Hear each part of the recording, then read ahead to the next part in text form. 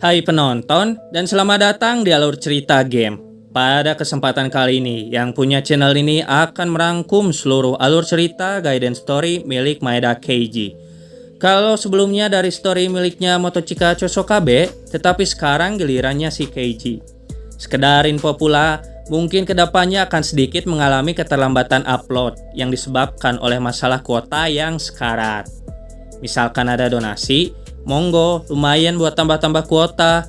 Tapi gue bukan bermaksud buat ngemis-ngemis ya. Soalnya gue belum kerja jadi gak ada pemasukan yang tetap. Oh iya, ini ada info lagi. Jadi kalau misalkan gue udah menyelesaikan semua cerita dari game Basara, gue ada niatan buat merangkum seluruh alur cerita dari game lainnya ya. Jadi ini hanya masalah performa dari spek HP dan kuota. Ya udahlah, daripada berlama-lama lagi, yuk langsung saja kita masuk ke ceritanya.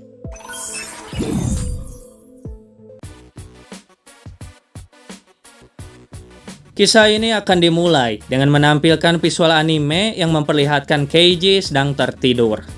Terdengar pula suara Toshiya Maeda dan suara Matsu yang mencoba untuk membangunkan Keiji serta memberitahu juga kalau temannya datang.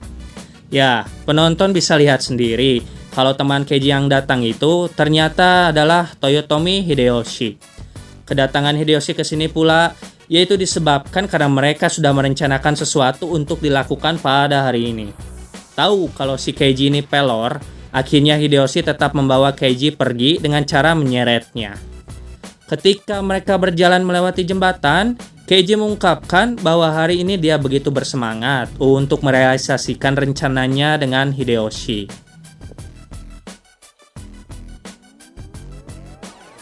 Jadi rencana yang dimaksud barusan itu adalah mereka berdua akan OTW ke map Tetorigawa, tempat markas dari Wasugi Kenshin. Dan kenapa mereka sampai datang ke Tetorigawa? Ya tujuannya sederhana, yaitu berbuat kenakalan. Itu selaras dengan usia mereka yang kala itu masih muda. Tetapi selain berbuat kenakalan, datang ke sana juga akan sekaligus menguji kekuatan mereka masing-masing. Setibanya dua karakter ini di map Tetorigawa, Keiji mengungkapkan ke Hideyoshi kalau dirinya sudah tidak sabar ingin segera bertemu dengan dewa perang yang menjadi julukan bagi si Wasugi Kenshin.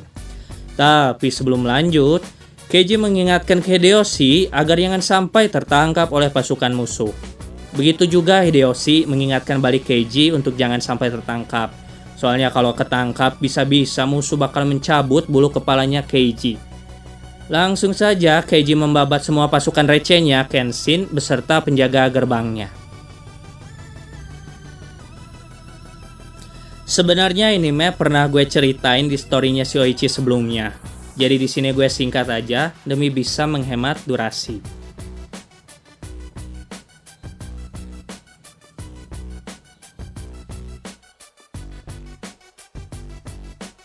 Lantas gerbang terbuka dan Keiji pun bertemu dengan dewa perang yang ingin dijahili olehnya.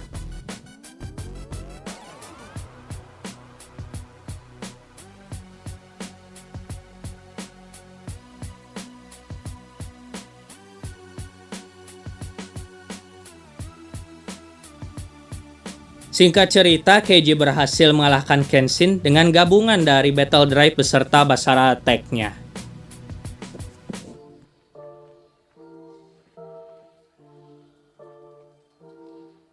Setelah itu Shin menampilkan sebuah poster yang berbentuk abstrak. Beres menempelkan poster itu, Keiji beserta Hideyoshi langsung lari kabur meninggalkan Uesugi Kenshin. Di situ sebenarnya si Kenshin menyuruh mereka untuk berhenti, tetapi mereka berdua tidak peduli pasca berhasil menjahili si Kenshin ini. Selanjutnya, Kenshin berbalik dan memandangi gambar abstrak yang tadi dipasang oleh Keiji beserta Hideyoshi yang kalau Kenshin perhatikan, itu nampak seperti wajah dirinya sendiri. Lelucon yang sempat mereka lakukan kepada Kenshin sebelumnya itu berhasil dan membuat mereka puas. Karena mereka berdua percaya terhadap kekuatan mereka masing-masing, Keiji dan Hideyoshi berencana membantu beberapa desa yang mengalami penindasan oleh pasukan samurai yang salah satunya terjadi di titik timur. Sesampainya di TKP target operasi, Hideyoshi dan Keiji langsung membantu para petani yang sedang diserang oleh pasukannya Matsunaga. Lalu, di tengah-tengah pertempuran, muncullah sosok Ryomiyoshi yang menjadi bos di map ini. 来たか。ああ、仕方ない。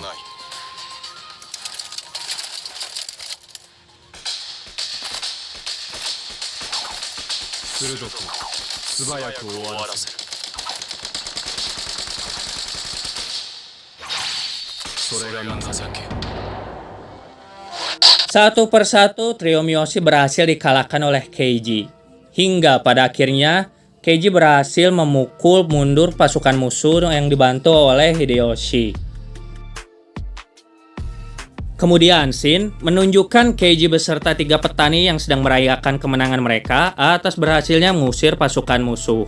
Tapi di sini entah kenapa Hideyoshi tidak ikut merayakan dan hanya merasa bengong sambil mengangkat tangannya. Hingga Keiji menarik Hideyoshi. Keiji memberitahu Hideyoshi bahwa sesuatu yang buruk harus dibuang dari hadapan kita. Serta dari obrolan itu, Keiji mengajak Hideyoshi untuk menyerang langsung ke sumber utamanya, yaitu dengan cara melawan orang yang menjadi dalang dari penyerangan terhadap desa petani ini. Mendengar hal itu dari Keiji, Hideyoshi merasa kalau omongan si Keiji ini ada benarnya juga. Setelah itu, Hideyoshi menegaskan ke Keiji kalau dirinya akan mencari lokasi keberadaan Matsunaga yang menjadi dalang di balik penyerangan ke desa petani ini. Beres mendengar hal itu dari Hideyoshi, Keiji hanya bisa terdiam saja sambil melihat Hideyoshi pergi. Setelah menyelamatkan sebuah desa, keduanya semakin percaya diri, berpikir bahwa kekuatan gabungan mereka dapat menyelamatkan lebih banyak orang dari bahaya. Kemudian mereka mencoba menantang Matsunaga Hisahide, yaitu orang yang bertanggung jawab atas penyerangan terhadap desa petani sebelumnya. Namun, hal ini tidak berakhir seperti perkalian anak-anak. Bahkan Hideyoshi yang pergi mencari lokasi keberadaan Matsunaga tidak kembali lagi sama sekali. Rupanya, Hideyoshi masih hidup dan di tangannya nampak tertancap sebilah pedang. Tak lama dari situ, ada kaki yang mendekati Hideyoshi, serta menginjak pedang yang menancap di tangannya yang justru membuat Hideyoshi semakin kesakitan. Diketahui fakta bahwa yang menginjak pedang itu adalah Matsunaga Hisahide. Dalam kondisi ini Matsunaga berujar bahwa meskipun Hideyoshi banyak membantu orang-orang, percuma saja kalau mereka yang sudah dibantu akan tetap tidak berdaya. Di sini pula Matsunaga mengatakan kalau Hideyoshi datang ke sini diibaratkan dirinya sedang mencari musibah. Selepas Matsunaga menginjak pedang yang menancap, dirinya juga berjongkok dan menyambak rambut Hideyoshi dengan tujuan untuk memberitahu Hideyoshi kalau Hideyoshi itu salah dalam memilih lawan untuk diajak bermain-main. Beres memberitahu Hideyoshi, Matsunaga bangkit untuk segera pergi meninggalkan Hideyoshi yang sedang terbaring kesakitan. Mendengar ucapan barusan dari Matsunaga, Hideyoshi menganggap kalau dirinya seperti tidak berguna. Sekarang Hideyoshi baru sadar bahwa jikalau sebelumnya dia kuat, pastinya saat ini dia tidak akan dipermalukan oleh sosok yang bernama Matsunaga. Ketika gameplay dimulai, Keiji mesti membabat semua pasukan receh agar bisa membebaskan para tawanan. Mau tak mau di sini Keiji harus berhadapan kembali dengan trio Miyoshi. 来たか。やれやれ。仕方ない。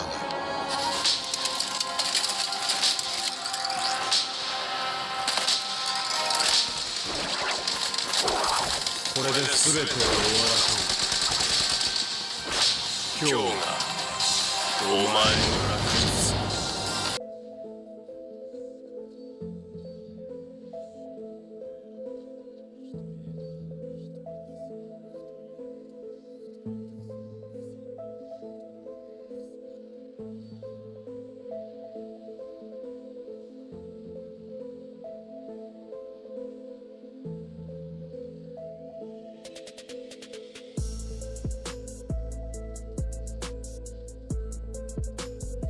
Singkatnya, ketika beres melakukan itu, Keiji langsung bertemu dengan Matsunaga Hisahide.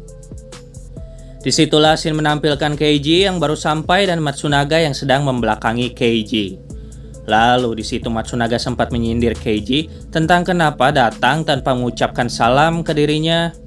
Ketika dirinya berbalik, Matsunaga segera mendekati Keiji yang ternyata ketika sudah di depan wajah Keiji, si Matsunaga ini langsung menampar si Keiji dan bilang kalau ini adalah salam dari dirinya buat si Keiji.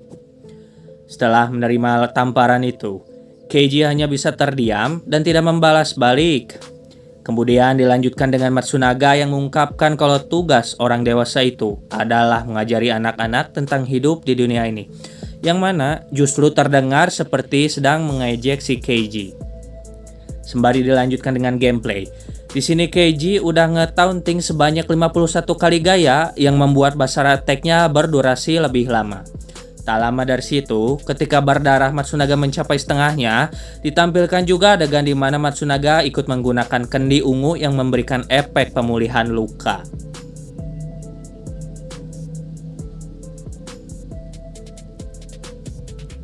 Tapi meskipun demikian, di sini Matsunaga malah meledakkan area sekitar dengan menjentikan jarinya agar membuat suasana sekitar menjadi lebih meriah.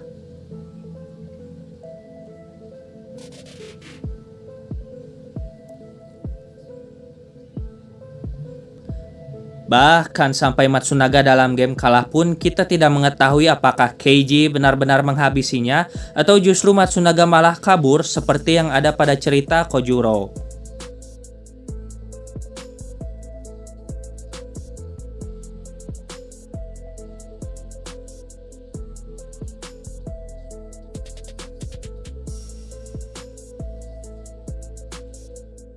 Ya tapi udahlah. Karena di sini Shin menunjukkan Keiji yang sedang bergegas lari untuk mencari keberadaan Hideyoshi di map milik Matsunaga ini.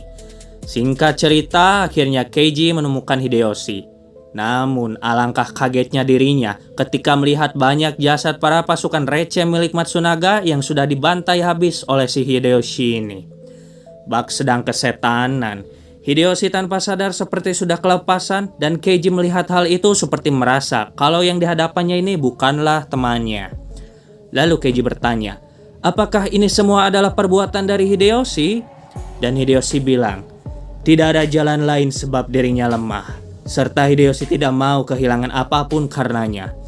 Mendengar hal itu, Keiji mencoba memakluminya, akan tetapi Keiji mengingatkan kalau membunuh mereka itu bukankah terlalu berlebihan?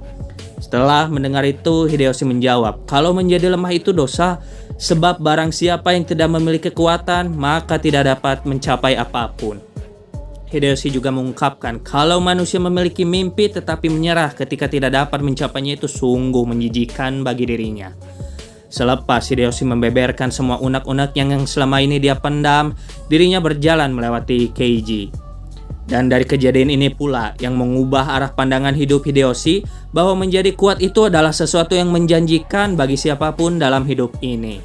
Ketika manusia memiliki kekuatan, disitulah dirinya tidak akan bisa ditindas. Yang sekaligus di sini Hideyoshi meninggalkan Keiji untuk mencari kekuatan dan kejayaan di masa yang akan datang. Dalam kondisi ini, Keiji tidak bisa berkata apa-apa untuk menahan kepergian Hideyoshi. Sekaligus dirinya seperti pasrah ketika mendengar mimpinya Hideyoshi.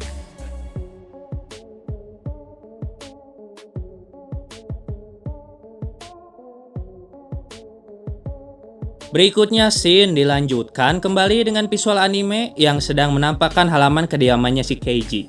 Dirinya kali ini tidak tidur, yang melainkan dirinya ini sedang melamun sambil sedikit tersenyum. Ternyata Keiji ditemani oleh kawan kecilnya yang sedang memainkannya buah jeruk. Tak lama dari situ, Matsu memanggil Keiji dan menyuruh untuk segera makan.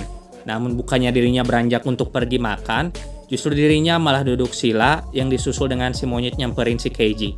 Hingga saat ini Keiji masih galau, serta tadinya berharap kalau Hideyoshi datang lagi ke rumahnya. Lantas Keiji jadi merasa kesepian setelah temannya tidak pernah datang lagi ke sini. Mau bagaimanapun keadaan sudah berubah, dan mau tidak mau Keiji harus menerima kenyataan.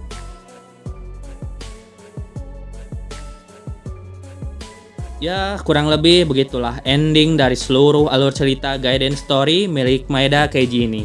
Di story ini kita jadi tahu penyebab kenapa si Hideyoshi menjadi jahat, tapi gak bisa dikatakan sepenuhnya jahat sih. Oleh karena itu, sekian dulu videonya dan kita bertemu lagi di cerita berikutnya.